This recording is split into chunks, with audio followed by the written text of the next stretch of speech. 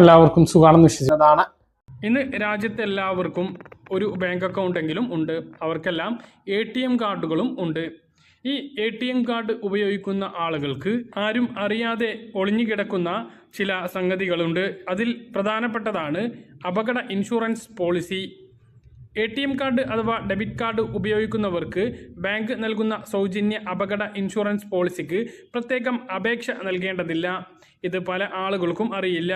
ഇതേക്കുറിച്ചാണ് ഈ ഒരു വീഡിയോയിൽ വ്യക്തമാക്കുന്നത്. നമുക്കൊരു ATM കാർഡ് അനുവദിച്ച് അത് ഉപയോഗിച്ച് തുടങ്ങിയാൽ പോളിസി പ്രാബല്യത്തിലാകും. അപകട മരണമോ സാരമായ അംഗവൈകല്യമോ സംഭവിക്കുകയാണ് എങ്കിൽ ഇൻഷുറൻസ് പരിരക്ഷയ്ക്കായി ബാങ്കിനെ സമീപിക്കാവുന്നതാണ്. ബാങ്കിൻ്റെ രേഖകൾ കൂടി ചേർത്താണ് ഇൻഷുറൻസ് തുകയ്ക്കായി ഇൻഷുറൻസ് കമ്പനിയെ സമീപിക്കേണ്ടത്. ഓരോ ബാങ്കുകളും വെവ്വേറെ ഇൻഷുറൻസ് കമ്പനിയുമായാണ് കരാറുണ്ടാക്കിയിട്ടുള്ളത് എന്നതിനാൽ ബാങ്കിൽ നിന്നും ഇൻഷുറൻസ് കമ്പനി വിവരങ്ങൾ ശേഖരിക്കേണ്ടി വരും. റിസർവ് ബാങ്കിൻ്റെ കണക്ക് പ്രകാരം 90 കോടിയോളം പേരാണ് രാജ്യത്ത് ATM കാർഡ് ഉപയോഗിക്കുന്നത്. രാജ്യത്ത് പ്രവർത്തിക്കുന്ന നല്ലൊരു പങ്ക് ബാങ്കുകളും മിക്കവാറും എല്ലാ കാർഡുകൾക്കും സൗജന്യ ഇൻഷുറൻസ് പരിരക്ഷ നൽകുന്നുണ്ട്. വിവിധ ബാങ്കുകളുടെ വെബ്സൈറ്റിൽ നിന്നും ഇൻഷുറൻസ് ലഭിക്കുന്ന ഇനം കാർഡുകളെക്കുറിച്ചും ഇൻഷുറൻസ് തുകകളെക്കുറിച്ചും വ്യക്തമായ വിവരങ്ങൾ അറിയാം. ഡെബിറ്റ് കാർഡുകൾക്ക് പുറമെ ഇൻഷുറൻസ് പരിരക്ഷയുള്ള ക്രെഡിറ്റ് കാർഡുകളും ഉണ്ട്.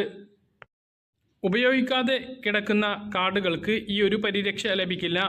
അപകടത്തിന് മുമ്പ് 90 ദിവസത്തിനുള്ളിൽ കാർഡ് ഉപയോഗിച്ചിട്ടുണ്ട് എന്ന് ഉറപ്പാക്കണം. എങ്കിലേ ഇൻഷുറൻസ് പരിരക്ഷ ലഭിക്കൂ.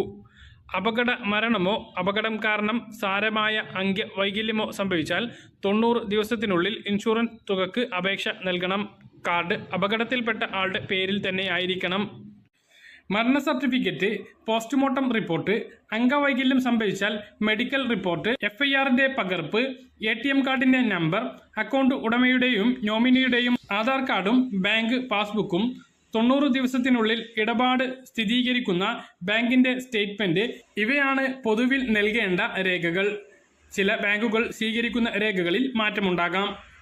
ബാങ്ക് അക്കൗണ്ടിലെ നോമിനിയാണ് അപേക്ഷ നൽകേണ്ടത്. നോമിനിയെ നിശ്ചയിച്ചിട്ടില്ല എങ്കിൽ നിയമാനുസൃതമായ അവകാശിക്ക് അപേക്ഷ സമർപ്പിക്കാം. അപകടം നടന്ന് 90 ദിവസത്തിനുള്ളിൽ അപേക്ഷിക്കണം. എന്നാൽ അപകടം നടന്ന് ചികിത്സയിൽ കഴിഞ്ഞ് കുറേ നാൾക്ക് ശേഷമാണ് മരിക്കുന്നത് എങ്കിൽ അല്ലെങ്കിൽ അപകട കാരണം കൊണ്ട് അംഗവൈകല്യം സംഭവിക്കുന്നത് എങ്കിൽ ഈ 90 ദിവസ കാലയളവിൽ ഇളവ് ലഭിക്കും.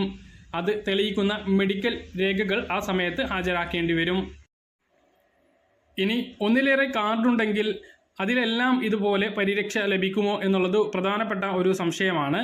എന്നാൽ എല്ലാ കാർഡുകൾക്കും പരിരക്ഷ ഉണ്ടാകാം എങ്കിലും ഒരു കാർഡിന് മാത്രമേ ഇൻഷുറൻസ് ക്ലെയിം ചെയ്യാനാകൂ. അത് ഏറ്റവും കൂടുതൽ പരിരക്ഷ ലഭിക്കുന്ന കാർഡിൻ്റെ ഇൻഷുറൻസിനായി അപേക്ഷിക്കുന്നതാകും നല്ലത്. ഈ കാർഡ് നമ്മുടെ കൈവശം ഉണ്ടായാൽ പോരാ, 90 ദിവസത്തിനുള്ളിൽ ഇത് ഉപയോഗിച്ചിരിക്കണം എന്നുള്ളതാണ്. ഉപയോഗം എന്ന് പറയുന്നത് പണം പിൻവലിക്കുന്നത് മാത്രമല്ല, കാർഡ് ഉപയോഗിച്ചുള്ള സാധനങ്ങൾ വാങ്ങൽ, ടിക്കറ്റിന് ബുക്ക് ചെയ്യൽ, ഓൺലൈൻ പർച്ചേസ് തുടങ്ങിയവയെല്ലാം ഇടപാടായി കണക്കാക്കുന്നതാണ്. എനേബിൾ ചെയ്ത് നോക്കുക. മറ്റൊരു വീഡിയോയുമായി നമുക്ക് വീണ്ടും കാണാം. ദൂരേക്കും ബൈ.